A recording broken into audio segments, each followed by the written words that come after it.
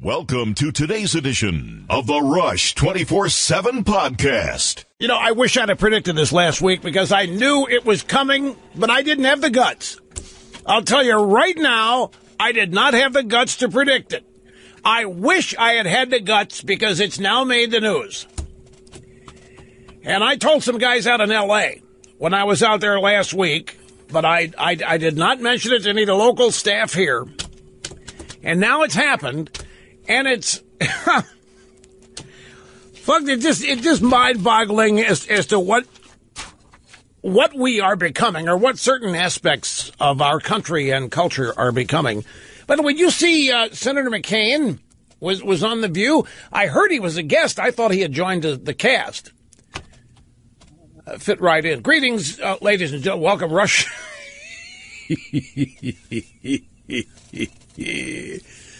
Limbaugh here at the Excellence in Broadcasting Network, 800-282-2882. Okay, here is the headline, and this is from BuzzFeed. Now, folks, this is, if I were to read the whole story to you, I would have to give you the usual warnings, going to count down from 5 and turn the radio off. There's a lot of obscenity in this, and I'm not going to read. It isn't necessary.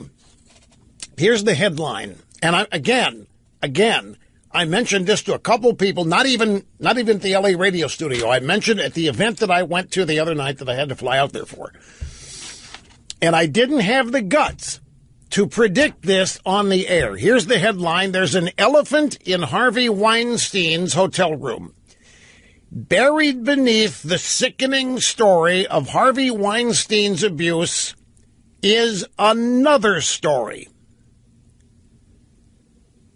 The problem of casting women by how much you want to make love to them. That's not what the story says. And who that leaves out. What do you think this might be about?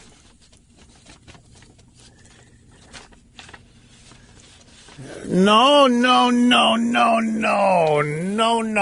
Let me sum it up for you. There aren't any black women that made the trek to Harvey Weinstein's hotel suite. Therefore, in addition to everything else it's racist.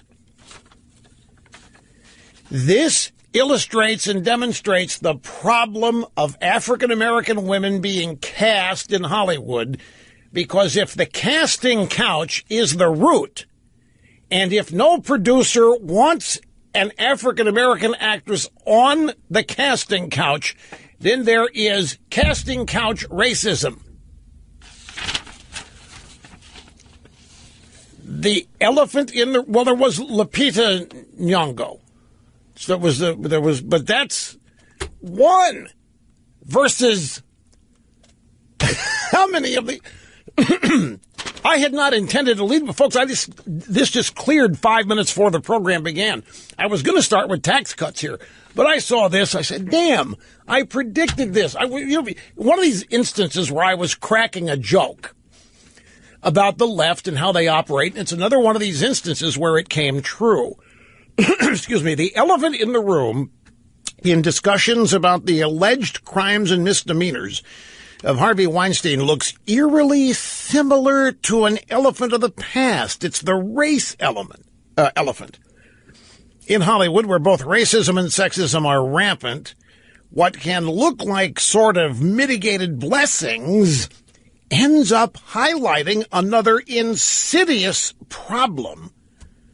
In Hollywood, black women do not often come up for the kind of prestigious, let's put this another way. If part of Harvey's harem, if a proper percentage had been African American, there would not have been a complaint about that. But Harvey, in addition to the reprobate that he is, also is a racist because he wasn't inviting African American women to his hotel suite or his cabana or his shower or wherever else. Who is it that sees things this way?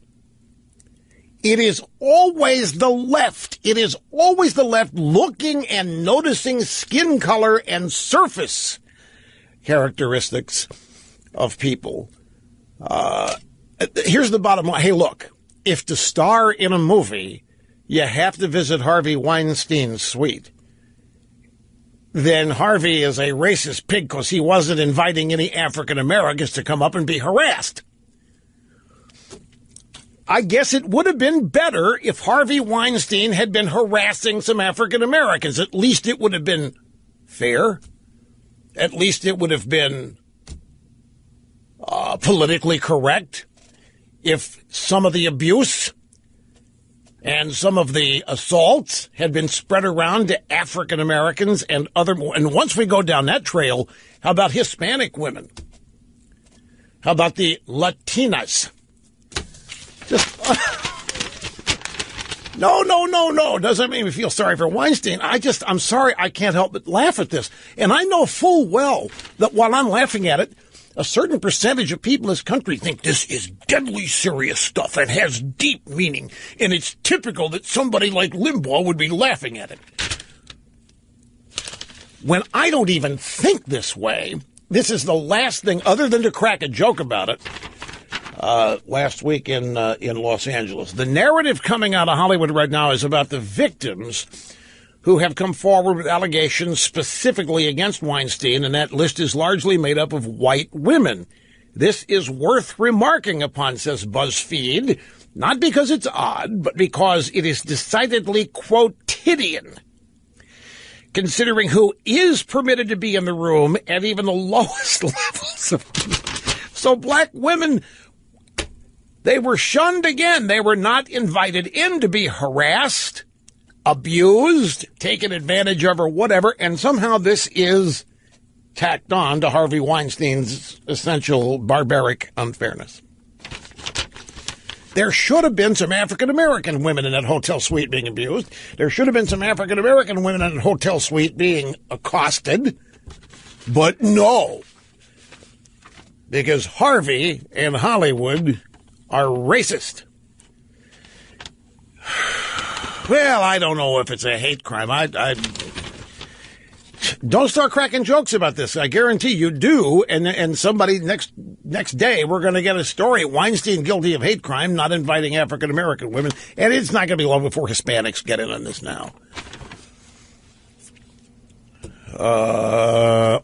James Toback. James Toback, 72 years old, diabetic.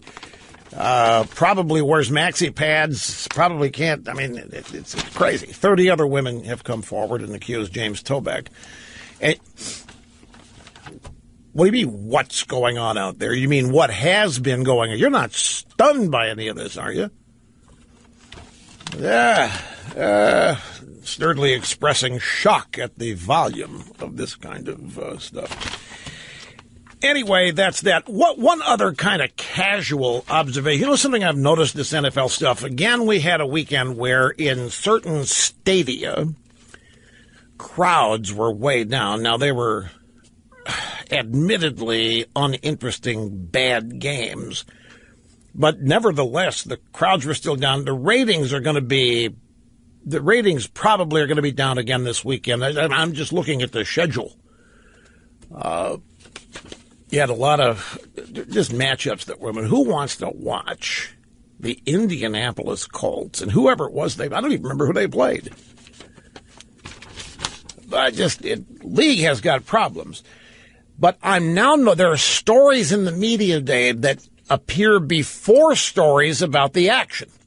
Before you get to stories about the scores, there are stories listing who stood and who knelt. Now, I can remember when the sports pages had stats about the score, yards gained, great performances, and that stuff is still there. But before you get to that, you get stories with pictures on who stood and how many raised their fists, how many linked arms, how many stayed in the tunnel until the anthem was over. It's a whole new ballgame. A number of sports media outlets ran articles with the breakdown, including Sports Illustrated. And Jimmy Carter has weighed in on that. Jimmy Carter's weighed in on this and everything. He really wants to be assigned to North Korea. He is saying everything he can. He's come out. He's one of the biggest Trump supporters that we have in the country right now, all because he wants to get posted to North Korea to solve the nuclear problem there. Indianapolis played the Jacksonville Jaguars, is that right? And the Jaguars won 27-0. Okay. Over the weekend, I ran into this story by Axios. It was posted as a lead item at looking for a soundbite. Here it is. Stand by on soundbite number 17. It's a story posted at Axios, and Drudge happened to link to it. $1 million bracket in the works for GOP tax plan. The Republicans on the House Ways and Means Committee engaged in a high-pressure, high-stake. No, I'm going to get to Mueller. Yes. I have a whole theory about what the Mueller investigation really is. If you'll just be patient, I'll get to it. I think when you look at the people involved, I think there's a good chance, I can't say this with ontological certitude, but I think the real purpose, or one of the, because there's more than one, but one of the aims, one of the objectives of the Mueller investigation is to protect anybody and everybody that had anything to do with this Clinton, Obama, Russian uranium deal. I really think that's one of the things going on, in addition to their wanton desire to get rid of Trump. I think that they're taking advantage of the opportunity to shield and prevent any investigation or knowledge of what really went on, because that uranium thing, we've all up till now considered it a Hillary and Bill Clinton and Russian deal where the Clintons personally profited from brokering the sale of a percentage of our uranium supply to Russia. And we learned that none of this could have happened. It did happen, but we learned none of it could have happened without the involvement of Obama. And so you couple that with the inescapable conclusion that the collusion story has moved off of Trump colluding with Russia. And now the collusion story, in terms of these investigations, now the investigation is more narrowly focused on Russian collusion to quote-unquote influence elections. They don't, after all these months, they still don't have a shred of evidence on Trump. And this thing is slowly changing its focus if we are to believe the reporting on this. And the reporting on this, I think, is somewhat indicative of fact, because even the drive-bys have a vested interest in the outcome of this, since it's their buddies, Obama, Mueller, the Clintons, involved in this. But yeah, I'm going to get to that in due course. Just hang on. Anyway, Axios, Republicans on the House Ways and Means Committee engage in a high-pressure, high-stakes tax policy rewrite, are currently exploring not cutting the income tax rate for people who earn $1 million or more per year. This is not what Donald Trump indicated all during the campaign. All during the campaign, President Trump made it clear that he was going to cut taxes across the board for everyone. Now, there were times, I have to be honest, there were times where he went out of his way to say that people like him didn't need a tax cut. And I got nervous when I heard that, because when I hear people in government start talking about who needs and who doesn't need money and a percentage of what they earn, my antenna go up. The Democrats are famous for this as a basis of their tax policy. Well, I got more money than they need. They don't need a tax. Remember Dick Gephardt? Little Dick Gephardt. He was a congressman from Missouri. And he actually tried to say one day during a period of time we're going through this usual promise of cutting taxes that very rarely happens. Gephardt, he was famous. He always had these friends that he quoted that nobody had ever met. It was one of his rhetorical devices, the I have a friend rhetorical device. I have a friend who told me. I have a friend who said to me. And one of Gephardt's little friends, he said, I have a friend, a rich man. He told me, if you really want to make me rich, you'll raise my taxes. He literally said that. He said he had a friend begging him to increase his taxes as the way to really get rich. And we have a version of that here in this story with an upcoming soundbite from President Trump.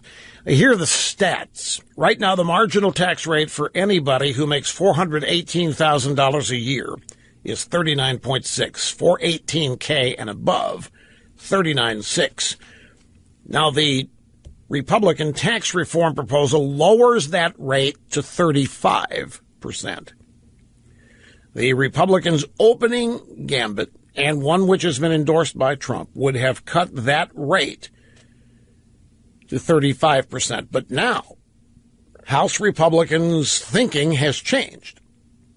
Under their current thinking, people who earn between $418,000 and $999,999 will be in a lower tax bracket, but those earning $1 million or more will not.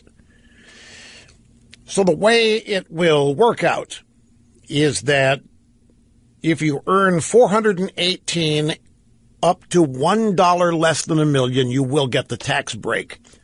You'll get the reduced rate, 35%. $1 million or more, you will not get a rate cut. As of now, the rate stays the same, 39.6. But if they're thinking this way, it's not very big step to raising that rate. Let's just make it an even 40, somebody might say. Or come on, they don't need it. Let's make it 42. After all, we're talking about people who earn more than $1 million. And, of course, once you establish the premise, once the Republicans establish the premise of raising taxes, the Democrats are going to run the House again someday. I mean, law of averages, it's going to happen. And so if the Republicans do this, they are essentially etching in stone yet another tax increase by the Democrats when they get control. Meanwhile, all kinds of deductions are going to vanish again here. This is not what the president intended or said that he intended. And look, it's really hard to defend the rich, and that's not what I'm doing. I'm not defending the rich here at all, although I don't mind doing it. If somebody asked me to, I'd be happy to. I am not nervous or frightened of that at all. Right now, I got to take a break. We'll continue. We needed Justice Brothers to weigh in on Weinstein's racism at the casting couch. We need the Reverend Jackson and Reverend Sharpton to weigh in on the injustice here of this. Here's President Trump this morning, Maria Bartiromo. Look, these rich people already pay 40 to 50% of all the income taxes now.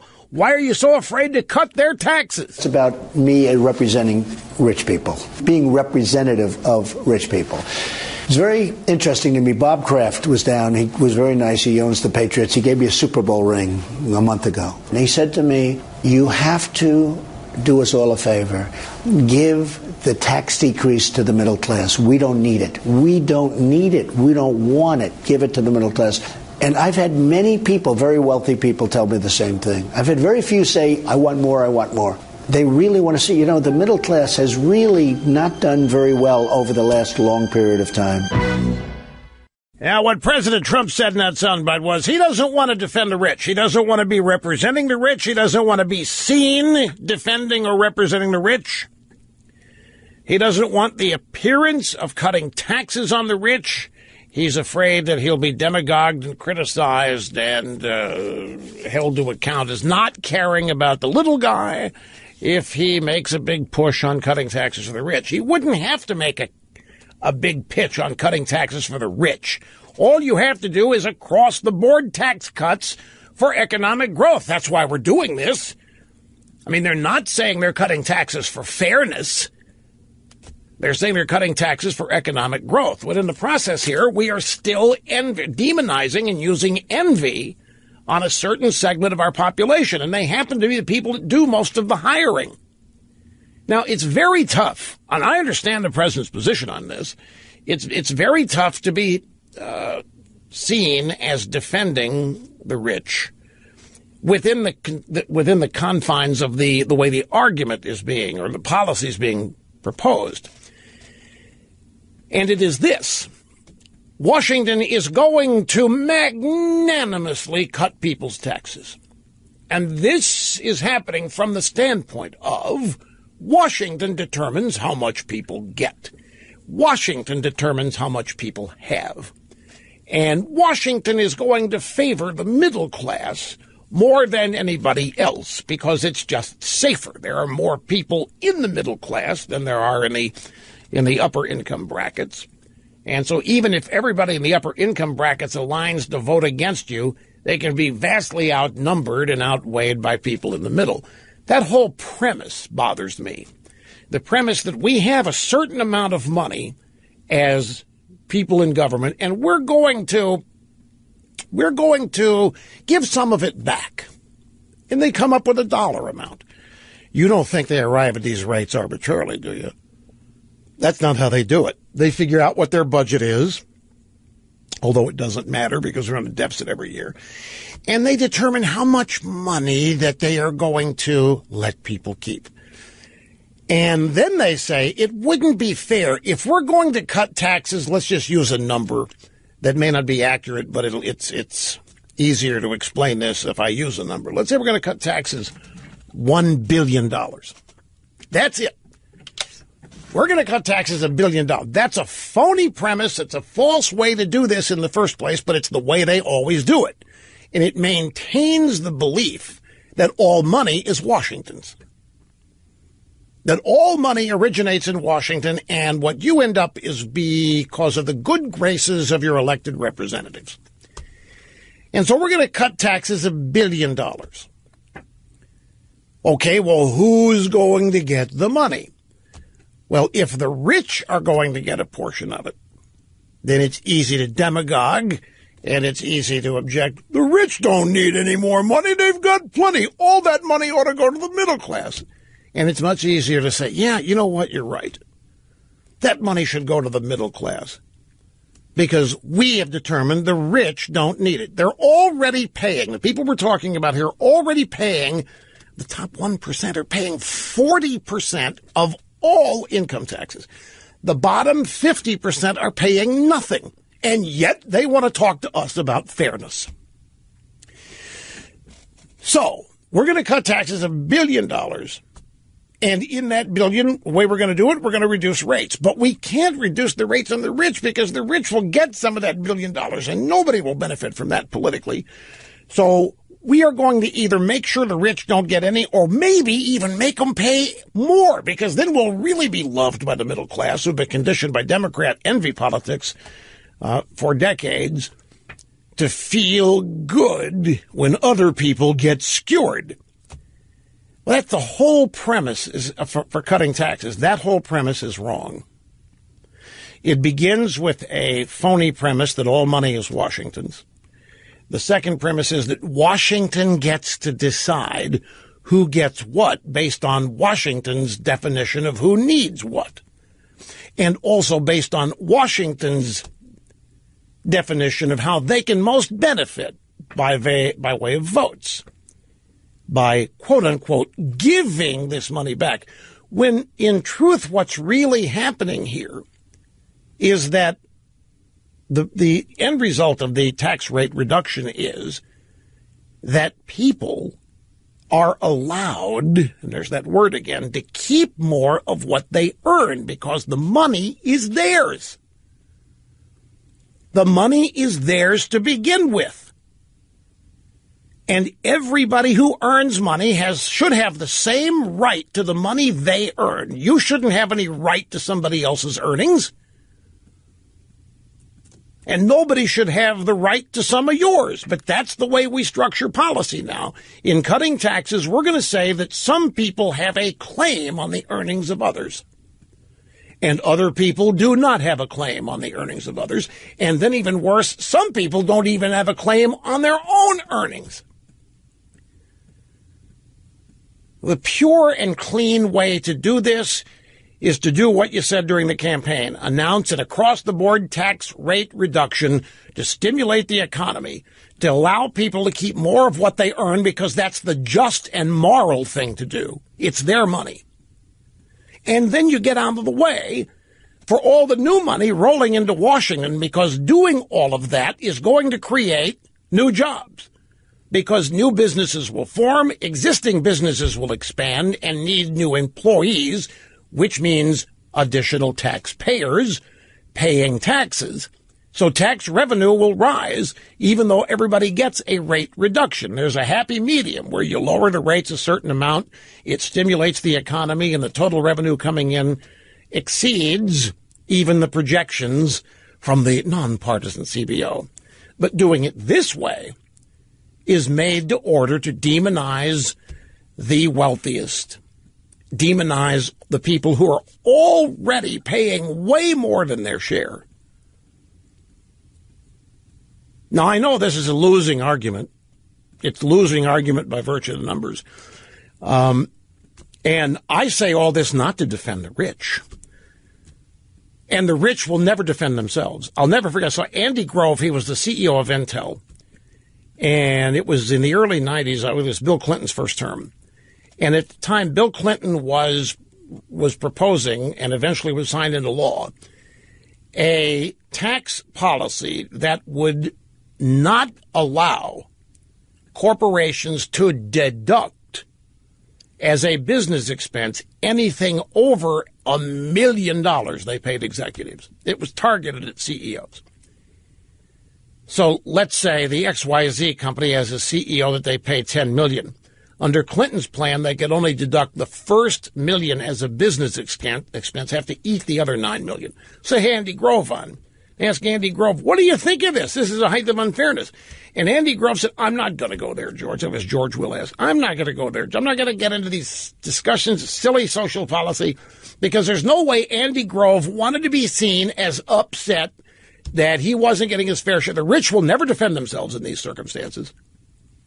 And look, I understand how tough it is. You know, back when I had this show in Sacramento, I could complain about a lot more and relate to a lot more people. I can't complain about anything now. I can't complain. If I started complaining about things that bother me, the reaction would be, really? Grow up, or grow a pair, or grow up, do something. You really complain. But we all have complaints, except I can't share mine anymore. Well, more properly stated, I don't. I'm not a complainer anyway. I'm not a whiner anyway, although there are a couple things right now I would really love to unload on, but I can't. And the rich cannot unload when they are being targeted and when they are the results of an envy campaign and so forth. They have to stand silent or go out and applaud it and say, tax me more, tax me more. How do you think Bezos, how do you think Bill Gates and Warren Buffett get away with nobody demanding they give their money away? Because they're out there, they routinely claim they don't think they're paying enough taxes. They routinely claim that they think tax policy is unfair, that their secretaries pay a higher tax rate than they do. It's not fair. And the hordes and the barbarians at the gate applaud them. And so when it comes time to go steal money from the rich, they'll leave Gates and Buffett alone because Gates and Buffett already agree. But you don't see them giving away their money. The Kennedys did this. The Kennedys were famous for keeping people away from their money, because the Kennedys made it look like the only thing they cared about was abortion and the downtrodden. And that's the trick. That's the game. So you heard, here's Trump, and he's saying, yeah, I talked to Bob Kraft, owns the Patriots, gave me a Super Bowl ring a month ago. He said, you got to do us all a favor. Give the tax decrease to the middle class. We don't need it. So right there, confirmation. There's a pool of money that is, by the good graces of Washington, going to be sent back to the people who actually own it. And Kraft is saying, of that money, give it all to the middle class. We don't need any of it. Excuse me, but it's not Bob Kraft's responsibility to determine whether or not I or anybody else get a tax cut. But he's being used as an excuse. Now, I've told you about my friend. I have a friend, I told you, the only reason he voted Trump was tax cuts. He believed everything Trump said on tax cuts, and he is at a point in his life where he's maxed out earning what he can earn. The only way, in his mind, he can have appreciably more disposable income is via tax cut. He believed Trump. And this story came out over the weekend about and it's not new. I mean, I predicted this some time ago that the rich would not actually get one of these and might actually have a surcharge. He's fit to be tied. And he said, aren't you? And I said, I got to be honest with you. And from the first moment that I began earning a lot of money, I have always thought Washington was going to come take it from me. I've always thought it. Don't know how, don't know how many years it would take, but my point is I've never expected a tax cut. Never expected. Because of the very politics that we just heard. There isn't a politician under the sun since Ronald Reagan who wants to be seen as defending the rich or speaking up for them. Because that's the way it's always cast. There are ways around it. You know, a tax cut for the economy, a tax cut for the country should include everybody who pays taxes, if you're talking about fairness alone. But because the issue's been so demagogued, none of this actually surprises me that the Republicans are not going to cut the top personal rate. Never expected it to. I've always, in fact, to be honest with you, I've been kind of amazed the rate hasn't gone up in the last 10, 12 years. Bush did cut some of the top marginal rate, and look at the price he paid for it politically.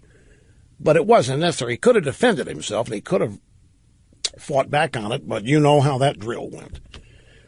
Let me sneak a call in here, people. I don't want to spend the whole program on this, folks, and I'm not going to, but it's just a bugaboo of mine because there's a way to do this that includes everybody that can benefit everybody. And the way they structure it, there's certain people we want to benefit, and there's certain people we don't. And the people we don't want to benefit, we want you to know we're not benefiting them because we know you resent them, and we're going to help you resent them even more, and we're going to help you get even with them by not cutting their taxes. That's the simplest route to go. Here is Bill in St. Paul, Minnesota. Welcome, sir. Glad you called. Hi, Rush. Thank you. Thank you for taking my call. Yeah, I'll just be brief. I'm very disappointed in the Republicans as well as President Trump. I think there's a consistency of principle here. On the one hand, they want to make significant reductions in the corporate tax, and they justify that through job creation, economic expansion.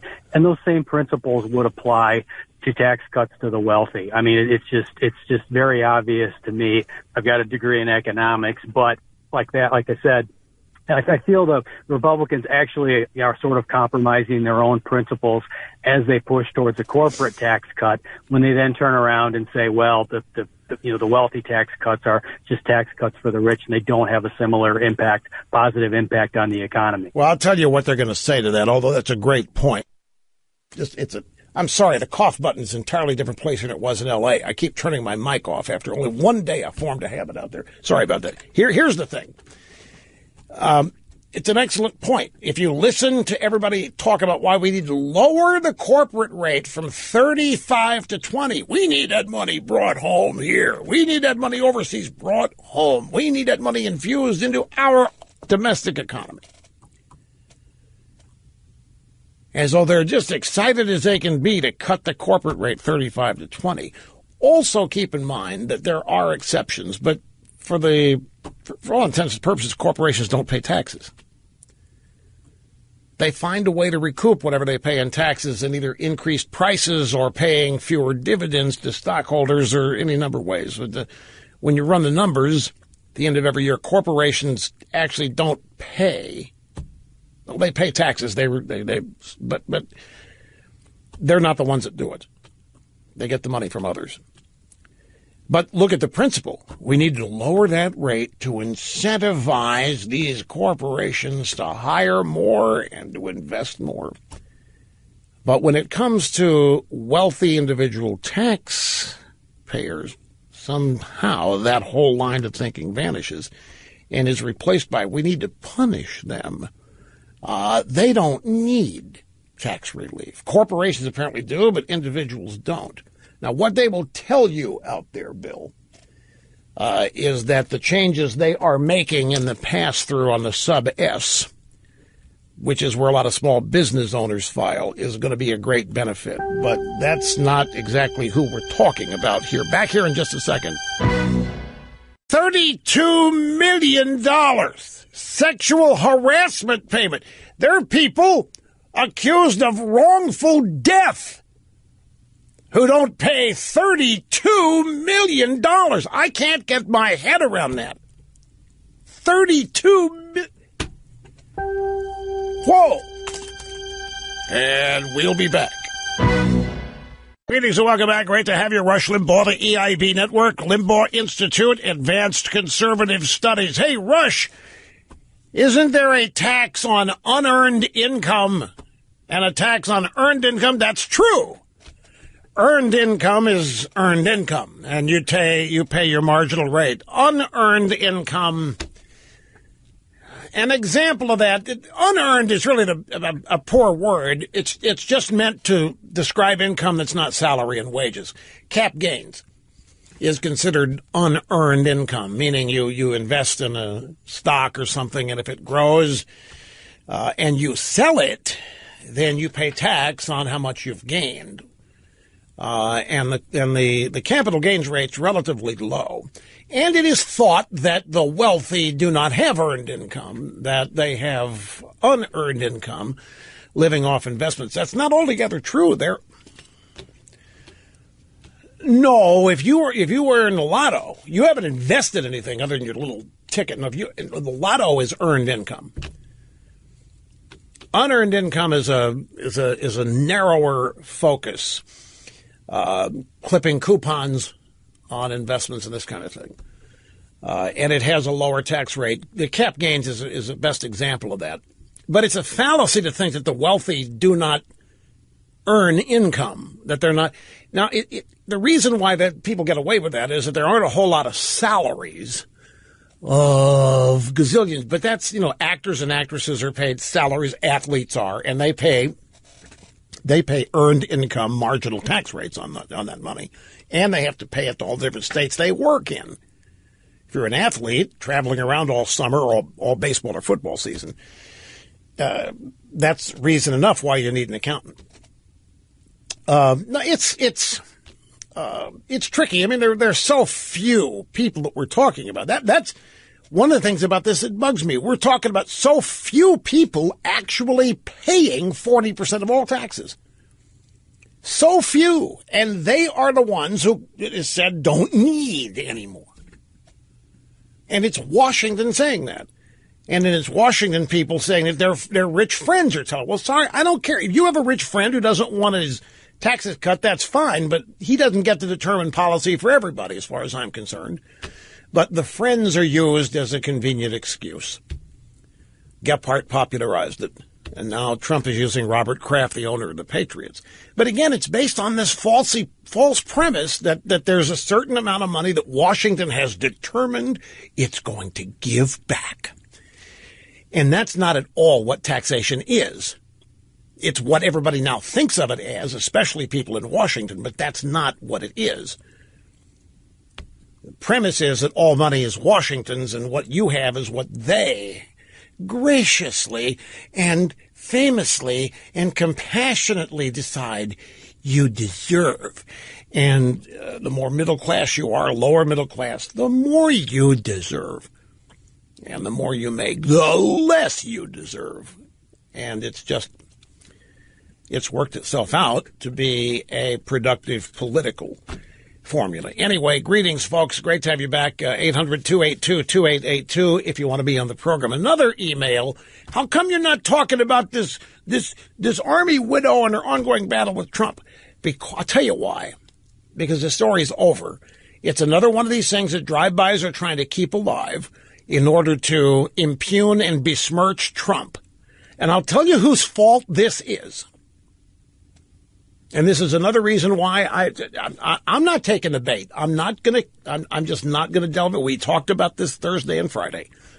This congresswoman who is in the phone, this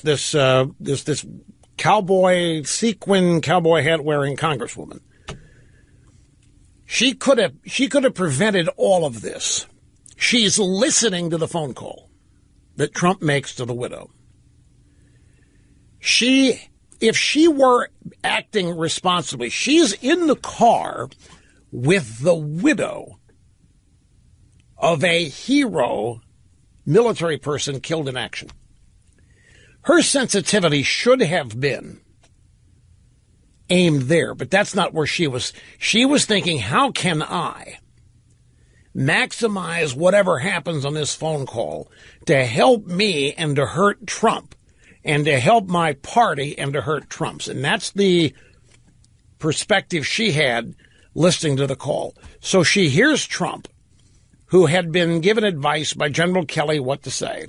He said it in his own way, and he said everything that Kelly said to say. And by the way, he said things that other people say. There's a lot of variations of saying your husband died what he loved doing. This is what he signed up for. There are a lot of variations, and everybody knew what Trump meant. But this woman, this congresswoman, took it upon herself to politicize this. She could have said to the widow, I don't think the congresswoman has the brains to do this, frankly, so I'm probably talking about an impossibility. But had it been me in that car, had this everything that happened had been me in that car but her, I would have said to the widow, okay, I don't think that the president was trying to insult you. I think the president was trying to tell you how much respect he had for you and your husband. I think he was trying to convey what a hero he thinks your husband is. He may not have said it in ways that other people say things. You know, there's an argument going out there that I don't want to join, by the way, that Trump has no empathy, that Trump doesn't really care. Trump only cares about himself. He's only caring and thinking about his next tweet. He doesn't care about these soldiers. I'm not joining that fray because I don't think that's true. I think the exact opposite. I think Trump deeply admires these people. And that all that congresswoman would have had to say, she could have comforted that widow, but she chose not to. She chose to politicize it. She chose to use this as an opportunity to once again do her party's bidding and go out and skewer Trump. And she did it at the expense of this widow's heart and feelings, and has dragged this widow into this now. And the widow's on TV and in the media saying the same things a congresswoman said, and just prolonging this and increasing the pain and prolonging the period of time of closure, as they say. So you'll forgive me for not getting into the back and forth on this, because all of this, I'm kind of like General Kelly in the sense that this repulses me. Because this is sacred. He was exactly right. This is a sacred thing to die for your country. These people who represent less than 1% of our population, and they're different from all of us, they join, they volunteer, and they know what they are getting themselves into. They're offering to do it. They're volunteering to do it. It's no different than saying it's what he signed up for. It may be an inelegant or a casual way of saying something, but nobody can convince me that Donald Trump is heartless. I know the man. He's not heartless. And that's what they're trying to say here. And I don't even want to accept that premise, which is why I haven't led with this and continue to talk about it, because I'll just say one more time, the congresswoman here, whatever her name is, I've even forgotten it, the cowboy hat wearing babe, she could have seen to it that none of this happened. And she should have been thinking of nothing other than that woman in the car with her and her feelings and her great sense of loss and tragedy. Instead, she chose to exploit it. Yeah, Rush, yeah, okay, but what about Trump responding? Isn't that kind of cheap? That's what Trump does. Go after him, he's going to defend himself, and he's going to go after you. I mentioned that Senator McCain was on The View today, and when I heard that, I thought, have they added to the cast? And I said, no, he's a guest. And we have a couple of bites here before we get to his appearance on The View today. Last night, C-SPAN 3, History TV, Brian Lamb interviewing McCain about the legacy of the Vietnam War. And here is McCain, first to two on this. One aspect of the conflict, by the way, that I will never, ever countenance is that we drafted the lowest income level of America, and the highest income level found a doctor that would say that they had a bone spur. That is wrong. That is wrong. If we're going to ask every American to serve, every American should serve. Now, you know what this is? This is so patently obvious. Who would have been a high income level person that found a doctor that said have a bone spur? Why, I think that would be the Trumpster. I think McCain's going after Trumpster. Have you noticed something here, ladies and gentlemen, that they are trying everything on Trump that failed on Clinton? I mean, there are people who went after Clinton as a draft dodger, as an enemy sympathizer, as making speeches over at Oxford, condemning the U.S. But it's not just that. They're going after Trump on womanizing. They're going after Trump on lying. Now they're going after Trump on draft dodging. After with Clinton, none of it mattered.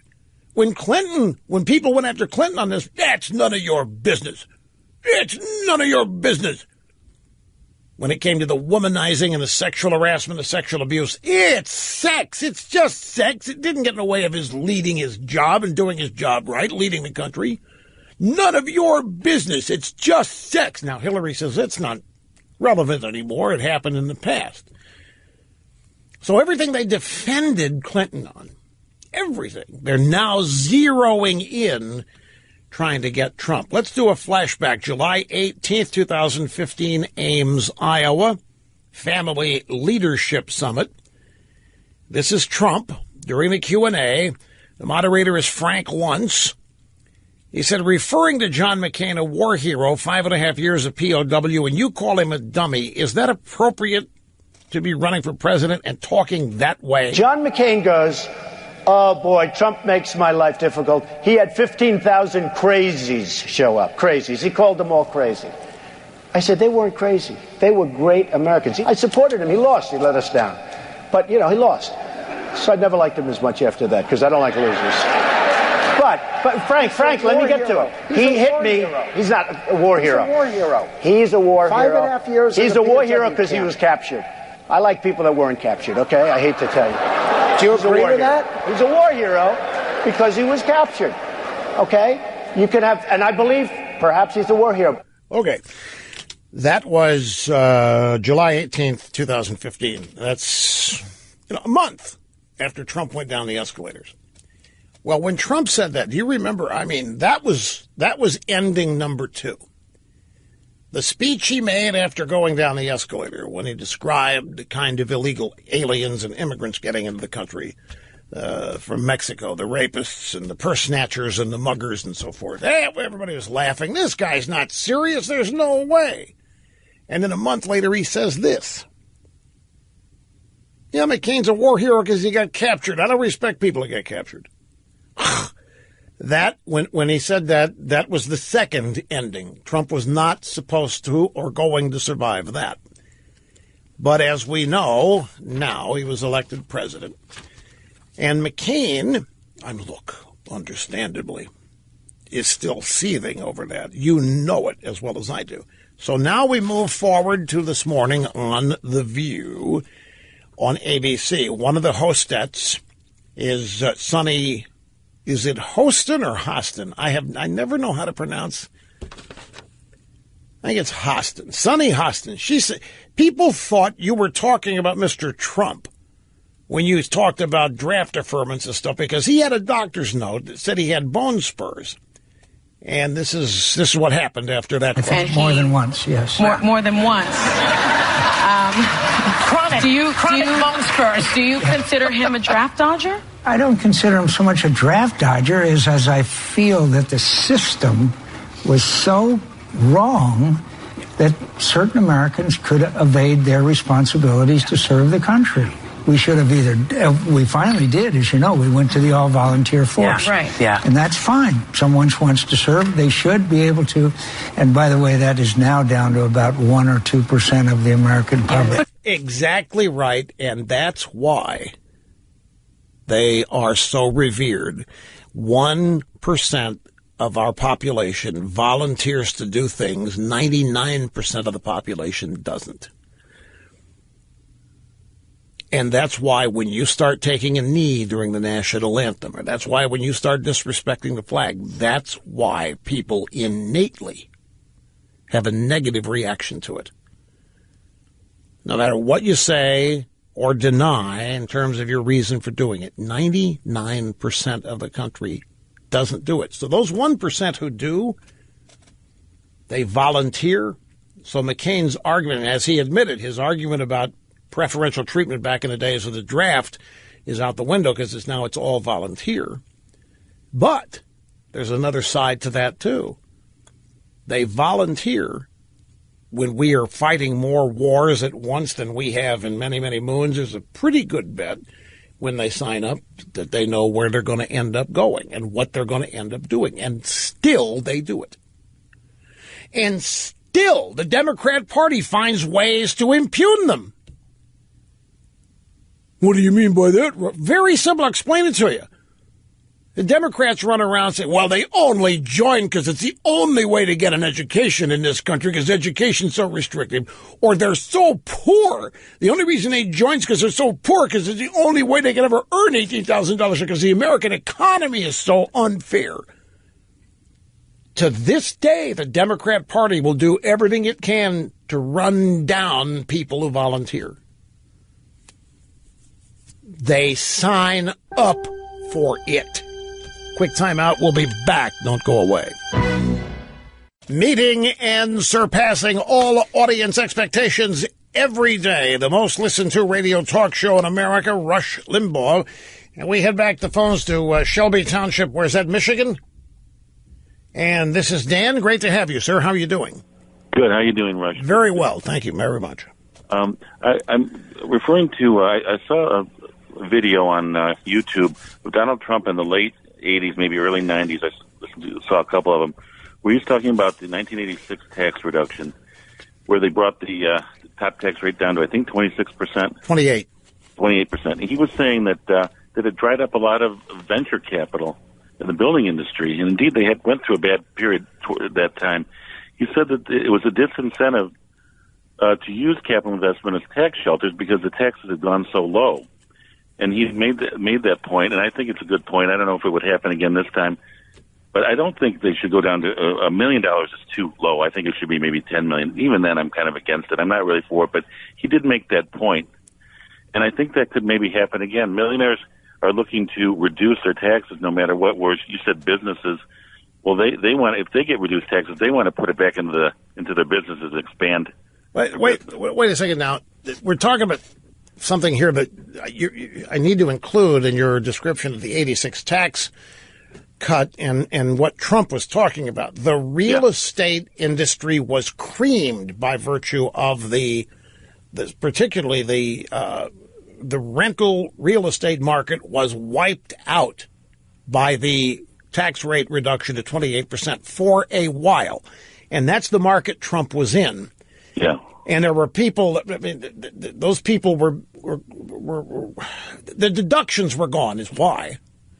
And the deductions and the expenses that they had incurred in investing and borrowing money to build, it wasn't grandfathered. And some of them it wasn't the rate that did it to them. Although, see, it was in a way because if the top marginal rate's 28%, then that's the maximum per dollar you can deduct. So if you're going to give $1 to charity, you only get to deduct 28% of it.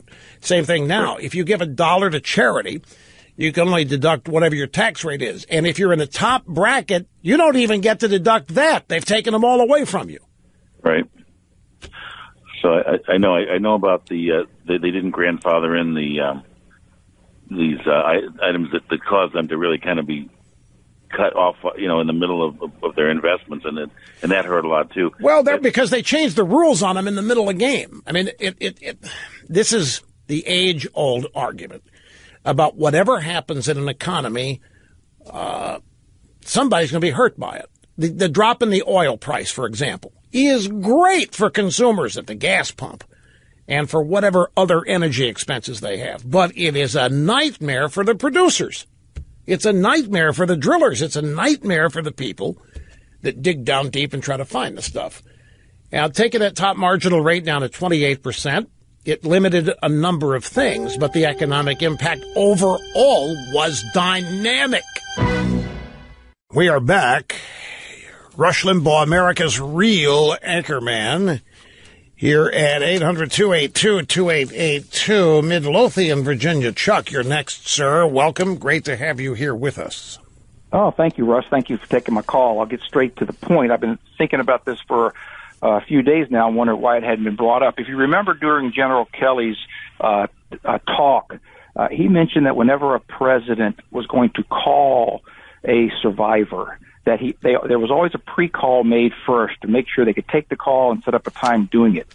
And so my premise is that if this was the case, then this lady knew about the call in advance, and possibly this could have been a whole setup the entire time. I saw your subject of your call up there on the call roster computer display, and I'm not disputing you. I don't remember that. No, General Kelly specifically said that a call was always made first in order to see if that person, the survivor, could take a call, and a proper time was set up for it. This was during his remarks in the White House briefing room? Correct. When he was explaining how the whole process worked right at the beginning. Well, it could be that I didn't see it. I had a couple sound bites or three that we played, and that might not have made the cut of what we played. Not disputing you. I didn't hear it, which is why I haven't commented on it. If that's true, then your suspicion that it was a setup is probably very, very shrewd. Well, then I recommend you go back and listen to the whole thing, because I specifically recall that point. Are you telling me I can't trust you? No, not at all.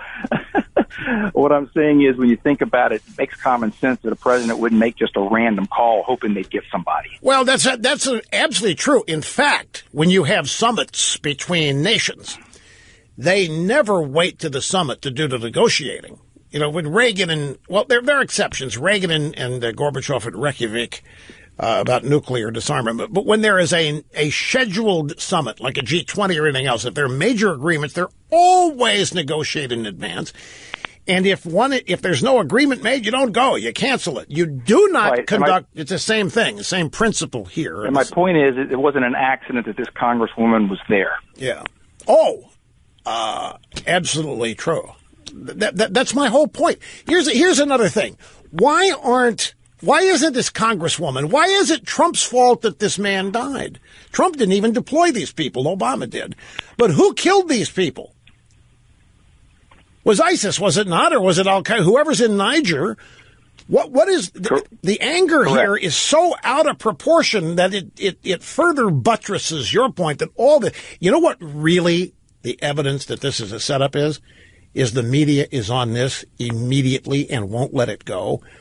It's the latest in a never-ending series of events that the media pulls out of the Democrat Party playbook designed to destroy, embarrass, impugn any Republican. Which is so ironic that our rabbit-swatting Jimmy Carter is now defending Trump. Well, let's get into that, since you brought that. I appreciate the call, Chuck.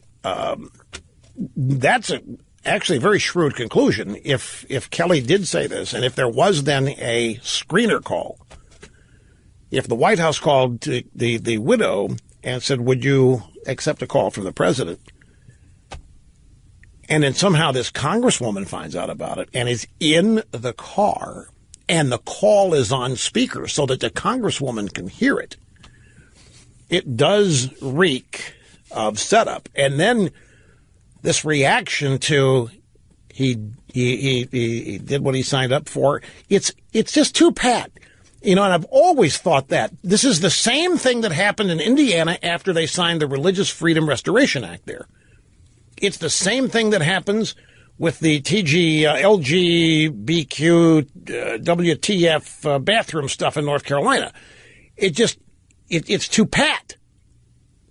I mean, something happens, the media is there instantaneously describing it as an outrage, and then a whole new narrative is born. And this one has not gone away. As the Congresswoman has milked it, I still maintain that if she were responsible, if she had any decency about her, if she really cared about her constituents, she would have put herself last in this entire equation. She should have had that woman front and center in her mind, and that the call from the president is designed as a thank you, and instead it's politicized and turned into this controversy. It's just too pat. It's just too typical. It's right out of the party and media playbook. And now the congressman acting as she's a rock star and getting into a back and forth with Trump and General Kelly over all this. All of this is just the further coarsening of what General Kelly accurately described as something that heretofore has been sacred. But, man, it doesn't matter. The left doesn't care. Whatever they think they can politicize for their advantage. And what they don't realize, they're hurting themselves. They don't know it because the media is making them think that the country's right behind them, the country's all with them. The media is making them think everybody agrees with them on this. Just like the NFL doesn't understand to this moment how it's hurting itself. The NFL still doesn't figure, even with the stadiums continuing to empty and with the ratings continuing to fall, they still don't get it. They think it's temporary or think they can buy it all off with a joint series of public service announcements on police brutality. They somehow think that if they can just strike a deal where the players stop protesting during the anthem, that the fans will automatically say, oh, okay, good, and come back.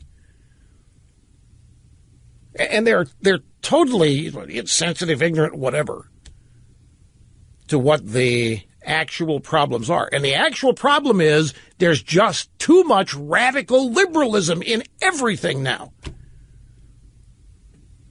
And whether people identify it as such, they don't want any part of it. People do not want to go or watch an NFL game if they're going to have to listen to the media or watch the players protest the country. That's not why they're there.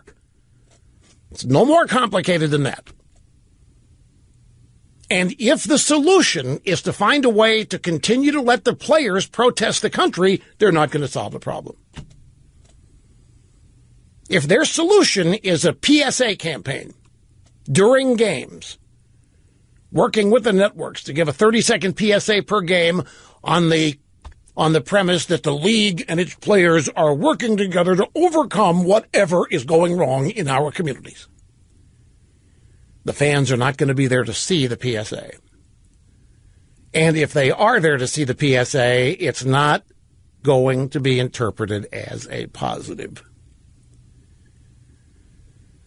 Likewise, you know, I'm watching, I'm seeing, and I'm hearing. Have you noticed, Mr. Snerdley? Have you noticed the growing, and maybe I'm seeing it where it doesn't exist. Are you noticing the growing assumption that the Democrats are going to win the House in 2018? You're seeing it, but it's growing. It's almost in certain sectors of the media now. It's becoming a fait accompli. And the reasons for it are people are wising up and they hate Trump. And they see Trump's approval numbers as not very good and the anger at the Republicans and so forth. And they are interpreting all this as Democrats winning the House back. What are they missing in all of this?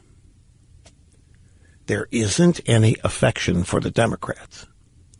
There is no clamor for Democrats to return to power. But the media thinks there is, or will be, and the Democrat Party, in its arrogance and in its condescending way, is beginning to believe that the country wants it back because they've got themselves convinced that everybody else thinks of Trump and the Republicans the way they do.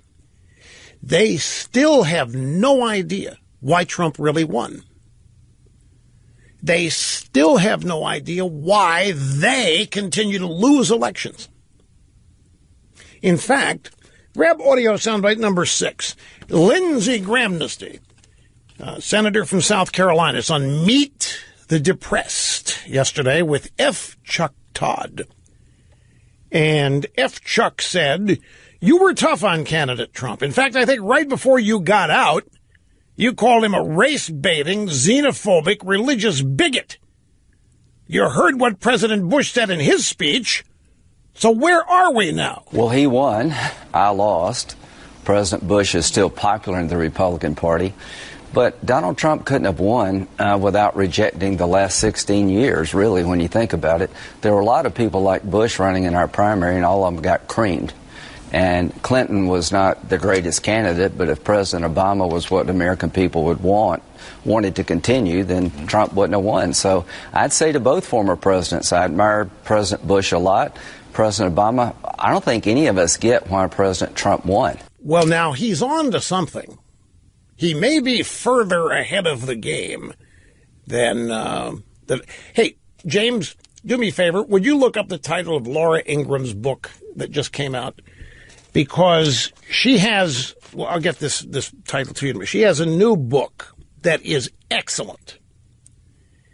And what it does is provide a very comprehensive history of conservatism in our lifetime. It goes back to the Goldwater era.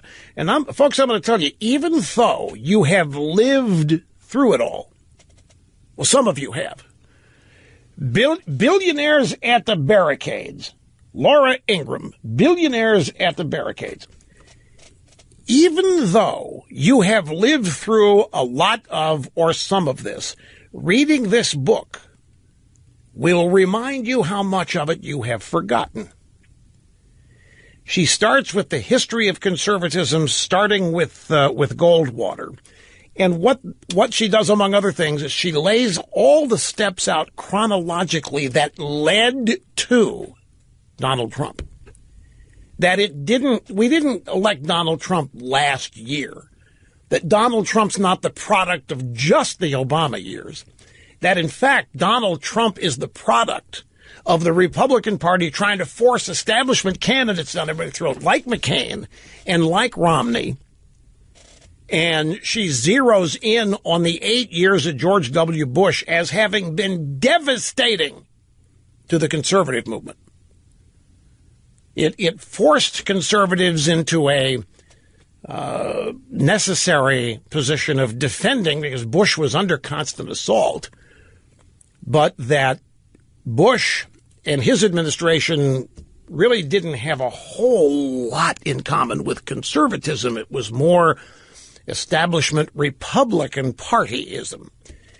And to a certain extent, she's right about this. There has been and I'll tell you, Bush's focus on immigration and his unrelenting desire to get it done. I mean, there's a great passage in the book where she makes the point that Bush would go anywhere in the world to defend the borders of a foreign country, such as Iraq or Kuwait or you name it, but he wouldn't defend the borders of the United States. And the point is that nobody was picking up on what was happening. And what was happening was age-old traditional Republicans / conservatives were tiring and growing weary and then getting resentful of the entire Republican Party apparatus. It just didn't happen in 2015. It didn't just happen during the 7 years of Obama. That it has been building and building and building ever since Goldwater and the Republican establishment made it clear it wanted no part of conservatives. It didn't want any part of Goldwater, and it didn't really want any part of Reagan. Oops. Have to take a break. It's her book is Billionaires at the Barricades. It's Laura Ingraham. We'll be back here in just a second. Don't go away. Okay, here, grab soundbite 27. Here is General Kelly at the White House last Thursday. The phone call is made to the next of kin only if the next of kin agrees to take the phone call. Sometimes they don't. So a pre-call is made. The President of the United States or the Commandant of the Marine Corps or someone would like to call. Will you accept the call? And typically they all accept the call. So he called 4 people the other day and expressed his condolences in the best way that he could. So, the call was made, request was made, will you accept a call from the President or the Commandant, Marine Corps? And obviously the widow said yes. And somehow, Congresswoman, what is her name? I keep it. Wilson. What is it? Yeah, Frederica Wilson. Somehow she ends up in the car when the call comes. So yeah, obviously set up. I tell you, folks, I was, as I have mentioned, I'm not kept this thing, was invited to dinner at the White House back on the 23rd of March. The invitation came a couple weeks prior. It would just happen to be coincidental that the 23rd of March was D-Day for the first version of the House repeal, replace Obamacare. And we were having dinner with President Trump, Vice President Pence, as congressional liaisons. Reince Priebus and Bannon were walking in and out of the room reporting on the latest. But the point is that I got a call from Vice President Pence 2 weeks early wondering if Catherine and I would accept the invitation if it were extended. I was just reminded of this. And again, that's protocol. If you no, I don't really, Mr. Vice President, thanks, but I just don't feel like going to war. Then there would be no invitation. I mean, the bottom line is the president is not turned down. If there's a sense that the invitation's not going to be accepted, it's not offered.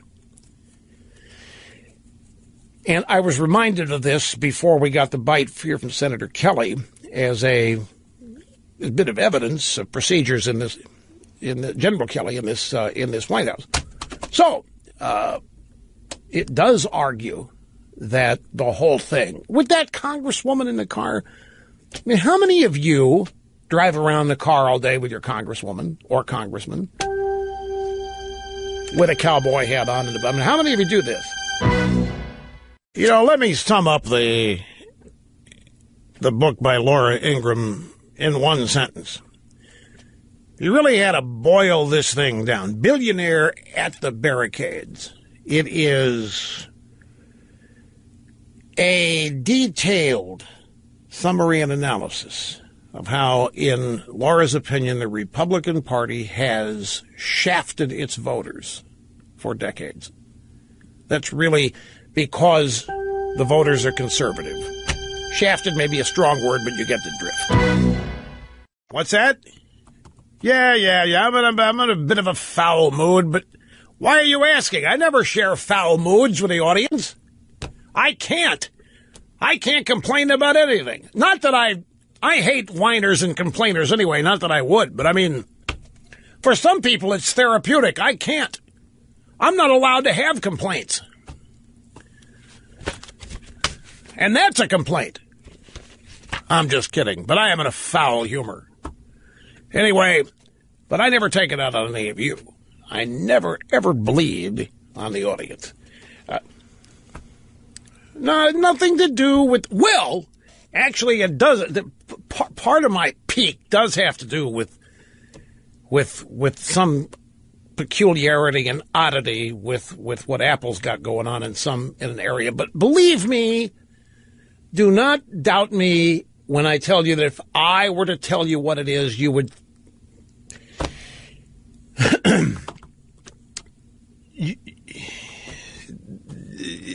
you would really, everything going on around here in the world, that's what's got you? No, but partially. Well, I'm not going to tell you.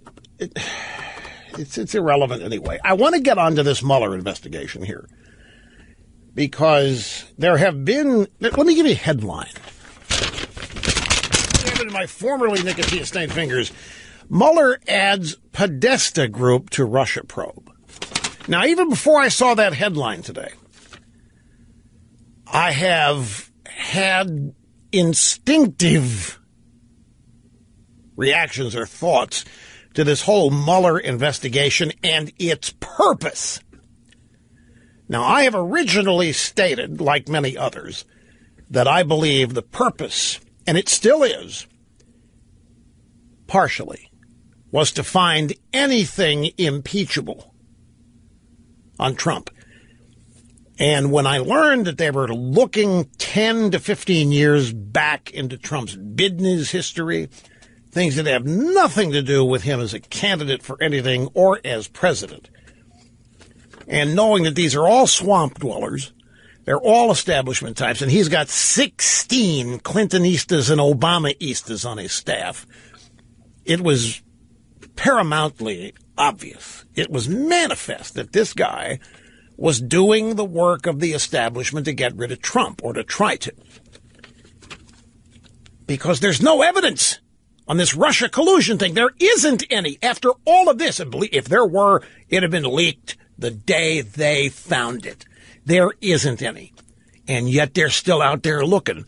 You know, in that pre-dawn raid into Manafort's house out in Virginia, I have since learned that is a technique of one of the investigators on Mueller's staff, who is a dyed-in-the-wool Obamaista, I think, and a prosecutor. And it's one of his favored intimidation techniques, is to storm a subject's house while everybody is asleep with the equivalent of a SWAT team, which is how they went into Manafort's, Trump's first campaign manager. And then this headline, Mueller adds Podesta Group to the Russia probe. Now, you might be, what Podesta Group? Well, Podesta had an energy company called, it was a green company, and it closed after and because Hillary lost the election. The name of this company is Joule Unlimited, Joule. So it might be Joulet, it might be Jowl. I don't know how it's pronounced, and I don't care. It was owned by Podesta. It was a secretive green energy company that appears to have placed a big bet hiring Podesta to its board, and it appears to have been doomed when Hillary lost the 2016 election. And now Mueller is adding that, and Podesta, and then, there's a lobbying firm, Tony Podesta, John Podesta's brother, that they're looking into. In fact, Tony Podesta, I heard of before I'd ever heard of John Podesta. Tony Podesta was a regular guest on Crossfire back in the 70s and 80s. You know, back when Buchanan hosted it with Braden. And Tony Podesta was a big-time Democrat up, and I'd never heard of John Podesta. When I thought John Podesta, I thought, well, that guy's anorexic, so what's wrong with him? And it turned out he was the super partisan political operative of these two guys. So the Podesta Group is Tony Podesta's group is being looked at as it relates to the Russia probe. And John Podesta was a board member of an energy company that was set up to benefit profoundly if Hillary were elected. And now let me just share with you some other headlines. New York Times hopes dim, D-I-M, for congressional Russia inquiries as parties clash. Well, that's a little bit of a misleading headline. They're trying to tell us that the Russia investigation in Congress is in trouble because the parties are clashing. That's not why it's in trouble. It's in trouble because there is dwindling hope of finding any evidence of collusion, because there isn't any evidence of collusion between Trump and Russia.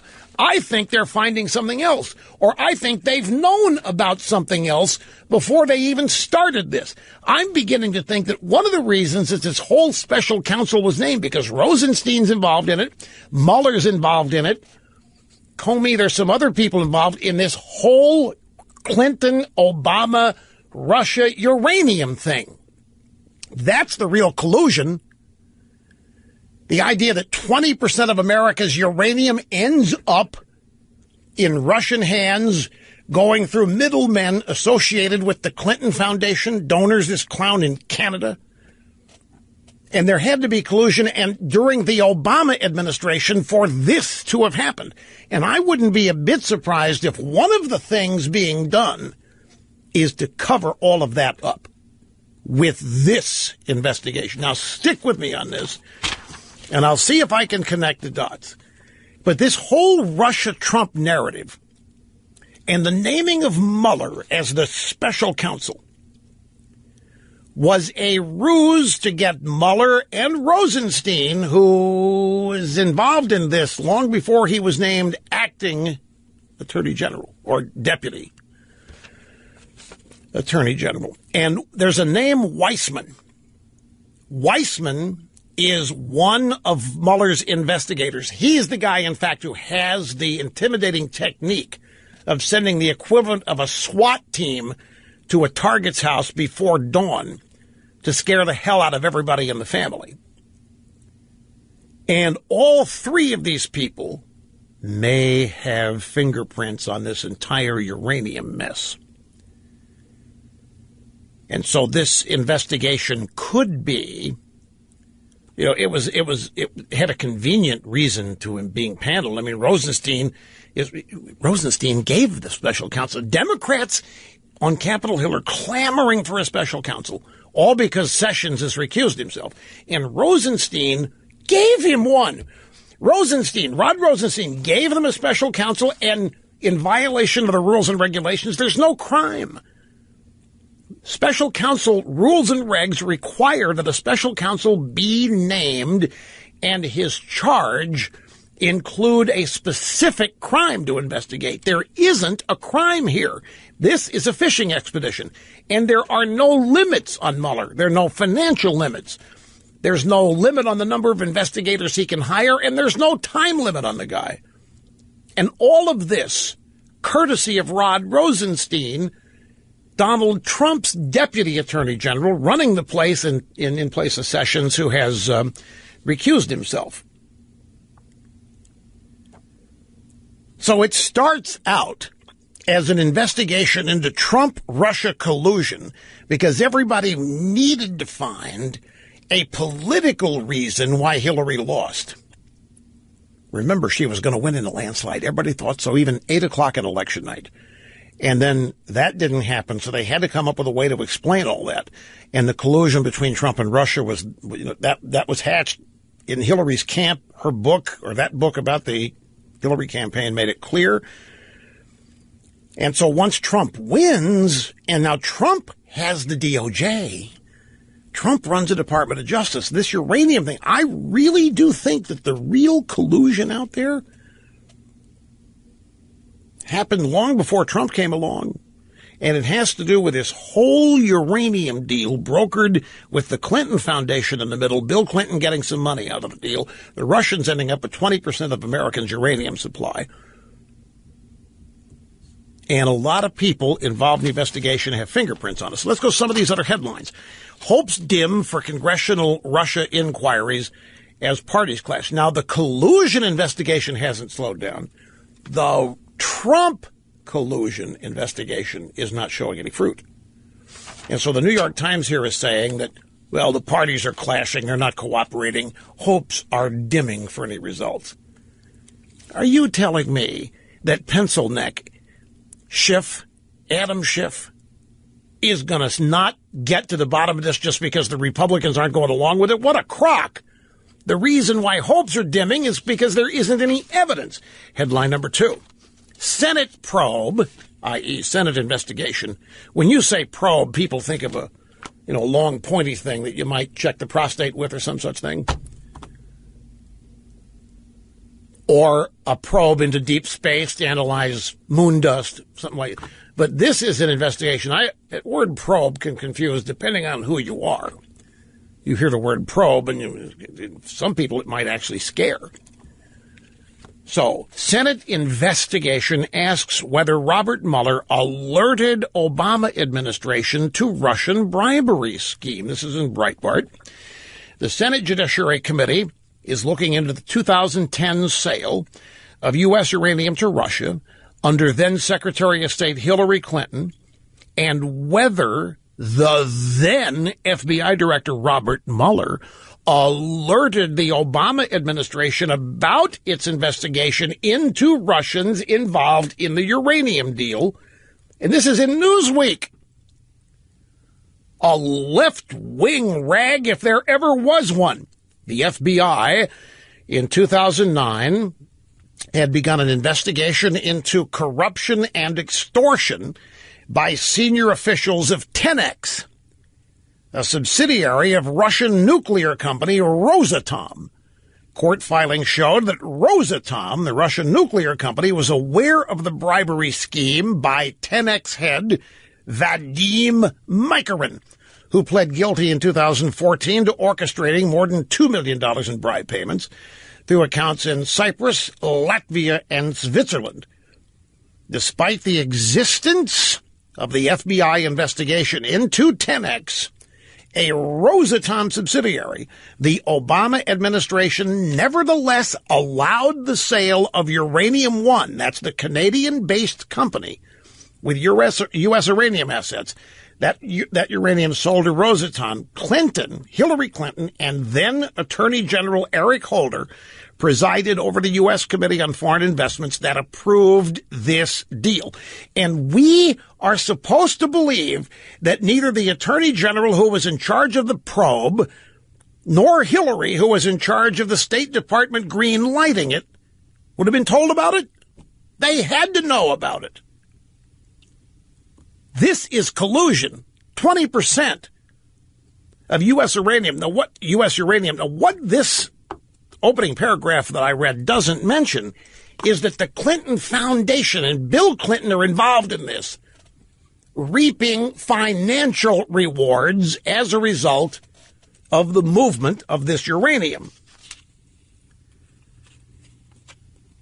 Here is another headline. FBI watched, then acted as Russian spy moved closer to Hillary Clinton. This is John Solomon at thehill.com, and this story is from yesterday.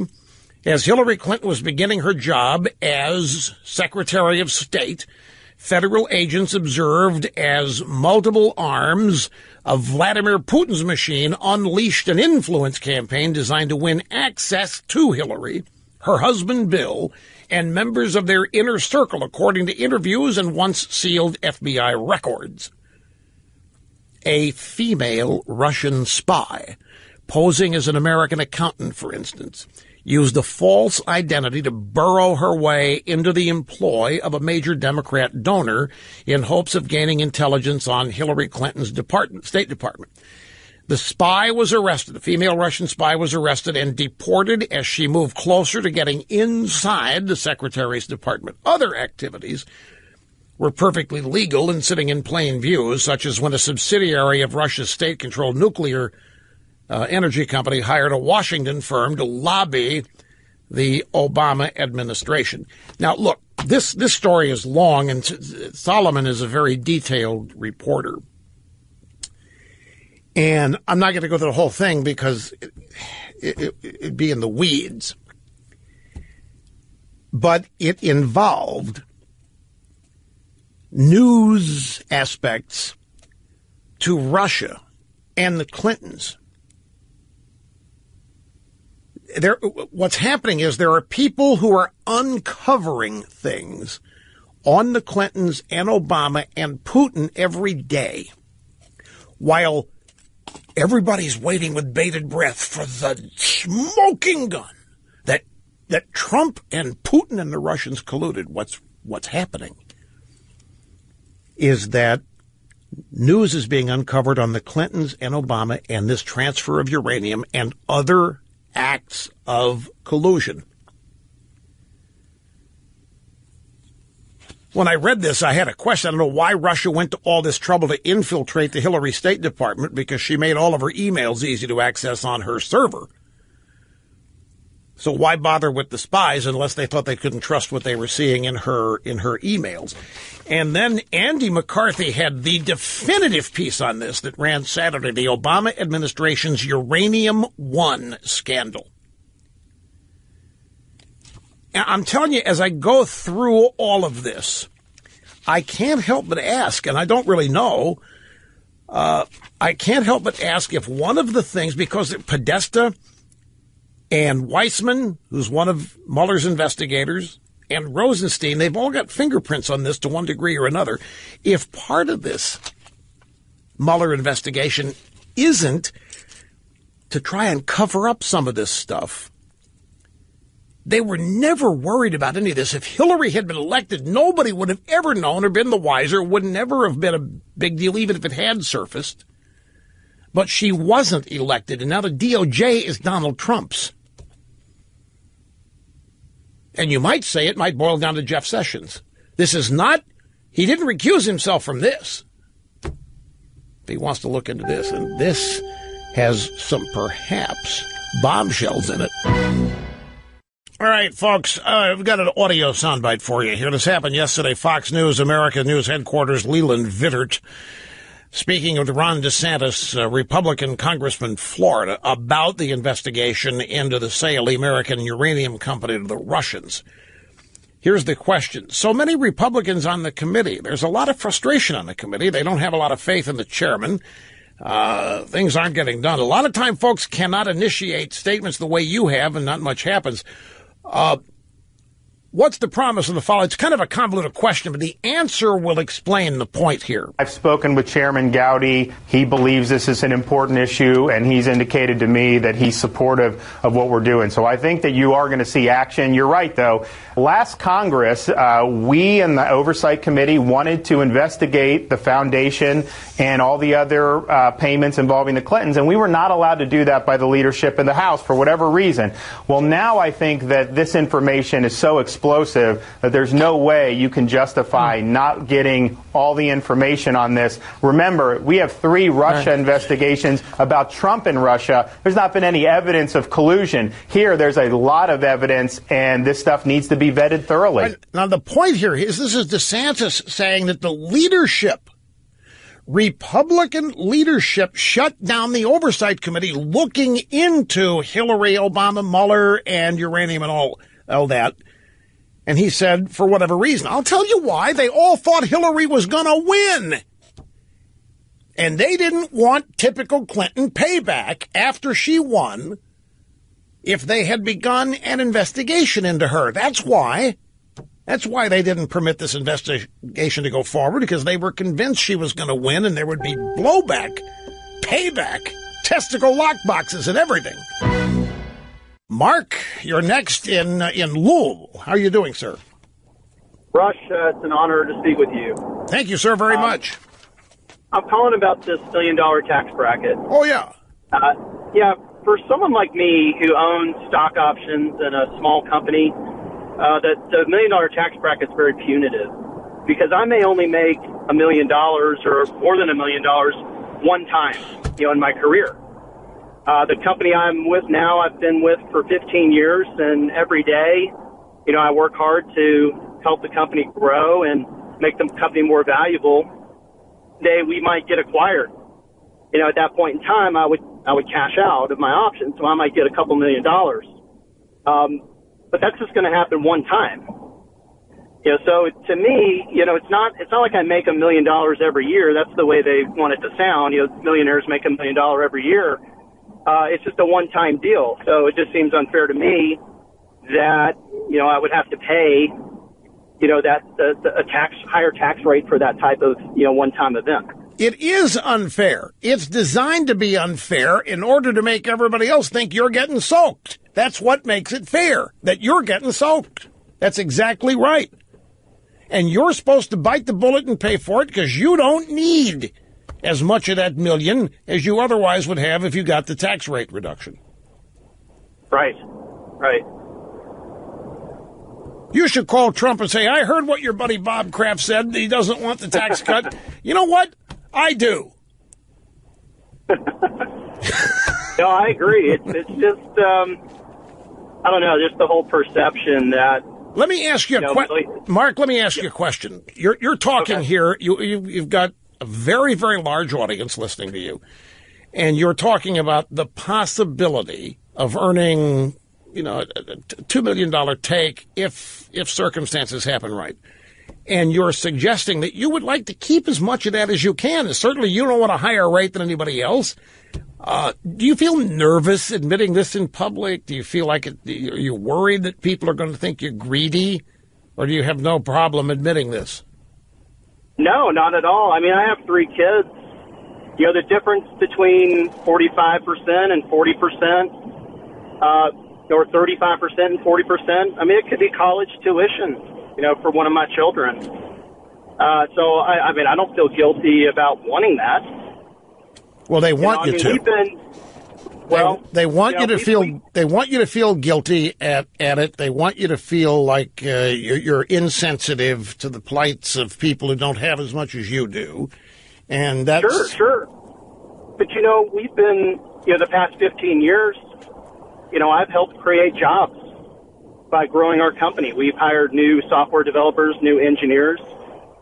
So we're giving people employment that may otherwise not be employed, or, college graduates that are coming out of engineering school. Right. We're in Louisville. It's not a huge town. So, we have high quality jobs available for graduates from engineering school. So, I mean, I think what we're doing is pretty worthwhile and virtuous. So, I don't feel guilty about. Okay, well, good. This has been one of my points, is that people like you are among the group of Americans that hire other Americans. But the picture that's painted is that people like you have a stash of money in the bank that you don't use, and that you don't want to share it with your fellow man, and you don't want to give it away, and it's not right. And so, since you have it, you should part with it. Right. Well, in the company, the leadership team at our company, the corporate tax rate dropping to 20% or 15 or whatever is huge. And we've already decided if it does that, we will hire more people. We'll invest more into the company. Now, wait a minute. I want you to answer. Raises if we get that tax break. If you get that rate reduction on the corporate side, you've decided you're going to hire more people. Why are you going to hire more people? Tell the audience, why are you going to hire more people?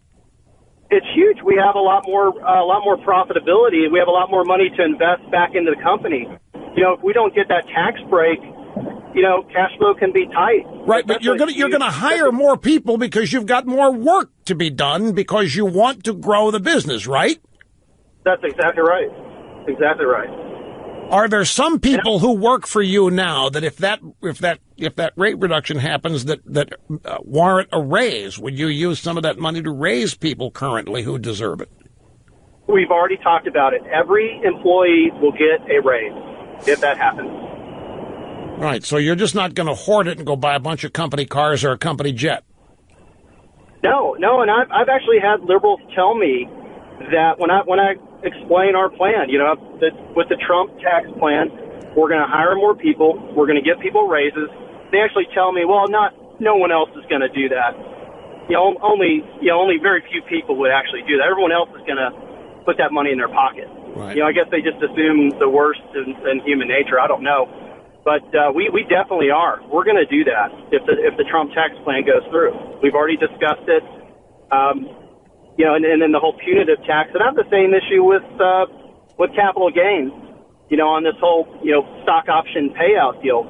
You got like Warren Buffett, nothing against Warren Buffett, but he pays capital gains on all of his income, and I pay as ordinary income, and I'll still pay as ordinary income when we cash out, when those options cash out. Right. So there's so much unfair about the tax code. It's so antiquated, and it's not geared toward. Well, that's another thing. There's the rich, and then there are the wealthy, And the wealthy are people like Buffett and Gates, and they don't have what he called ordinary income. Nobody's paying them the income. They've got their wealth, and it's there as a pool, and they don't pay any tax on that. There's no wealth tax in this country yet. What they pay tax on is whatever they have invested in, but then only if they sell it. Only if they sell it and realize a profit do they pay the capital gain rate on that. So, raising taxes on the rich, a lot of people, we're going to go after the Gateses and the Buffetts. And nope, you're not. That's not who you're ensnaring with this. They're getting guys like Mark here in Louisville. Anyway, Mark, I appreciate the call. Thank you much. I have to take a break because of the constraints of time, but we will be back. By the way, if you missed the opening of the program, I have to mention this again.